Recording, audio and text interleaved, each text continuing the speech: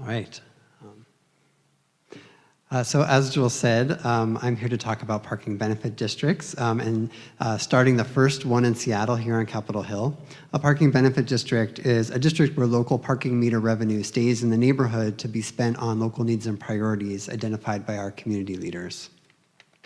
To frame that conversation, I want to talk a little bit about why pricing parking is important, also talk about the trade-offs around keeping parking revenue in a particular neighborhood. Also, how much money are we really talking about? How would a parking benefits district work? And how would we make that decision? So first off, unlike what you might have learned in playing Monopoly, parking is really expensive. A street parking space takes up very valuable land worth about $40,000. And if we don't use our street parking efficiently, then we have to build expensive off-street garage parking for about $33,000 a space. When expensive parking is available for free, it fills up. People circle around the block, congesting our streets. Turnover is low, so fewer people can use those spaces, and there's more of an incentive to drive, so we end up needing more parking. That's why the city generally charges for parking in our business districts. Despite these benefits, nobody likes to pay for parking, and that's why advocates for pricing parking recommend parking benefit districts. If some of the revenue can stay in the neighborhood, the meters suddenly become a lot more appealing. And this has worked really well in other places around the country. Perhaps most famously in Old Pasadena, where the creation of a district there in the early 90s transformed a failing shopping center into one of the most beloved neighborhoods in Southern California. Of course, like many things, there are a lot of special obstacles to doing this here in Seattle. The first obstacle is state restrictions on how meter revenue can be spent. State law requires spending have a nexus with parking. This probably means some kind of transportation program or project, like free transit passes for residents and employees, maybe sidewalk improvements, or a parking management program.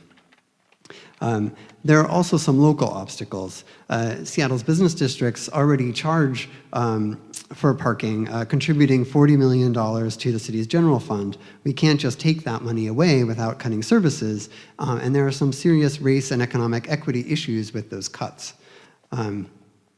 If you look at this map of where metered parking is located, the entire south half of the city is missing. We don't want the low-income communities and communities of color in the South End, who have historically been denied public investments, to lose out again if metered revenue is kept in the neighborhoods with meters.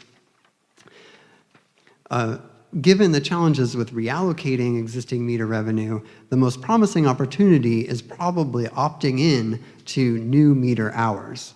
Parking occupancy actually hits its highest point on Capitol Hill at 8 p.m., right when the city stops charging, and stays high until midnight. Using the city's own occupancy criteria, this is the most important time to be charging for parking. And extending evening hours in the Broadway and Pike Pine corridors would generate roughly $1.5 million in new revenue. That's enough to provide 4,000 free transit passes or install lighting in all of the dark spots that feel unsafe to walk past at night. How would we do this? Ultimately, the city council would need to vote, first in support of the concept, and later to create a district on Capitol Hill. To do this, they would need a detailed proposal with broad community support. Today is just the beginning of this conversation. We're probably a few years away from any decision. One of the most essential elements of any parking benefit district would be who is at the table. Who is on the board overseeing spending decisions, and how are those people selected? Oversight would need to incorporate the diversity of neighborhood stakeholders, and the selection process would need to instill real community legitimacy. And long before the district is created and people are appointed, the proposal would need a clear framework for spending priorities. I've mentioned the state limitations and thrown out a few of my own ideas, but this is the time to get creative. What are the kinds of transportation investments that you would like to see in our community? This is the time to get involved.